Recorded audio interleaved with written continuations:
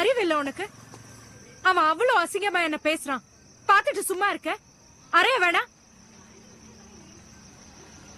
இதோ பார், பிரச்சனைனா தள்ளிதான் போகணும், வளர்த்துட்டே இருக்கக்கூடாது. நான் ரியாக்ட் பண்றதுனால என்ன ஆகுது? இந்த மாதிரி சிச்சுவேஷன்ல அவாய்ட் பண்ணிட்டு போறது தான் கரெக்ட். உனக்கு பயம் சொல்லு.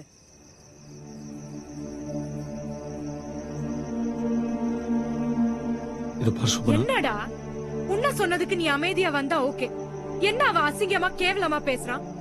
சும்மா பாத்துட்டு இழுத்துட்டு வர. உனக்காக நான் நின்னல்ல, எனக்காக நீ நிக்க வேணாம். அப்படி என்ன பயம்? ஆமாண்டி, பயம்தான்.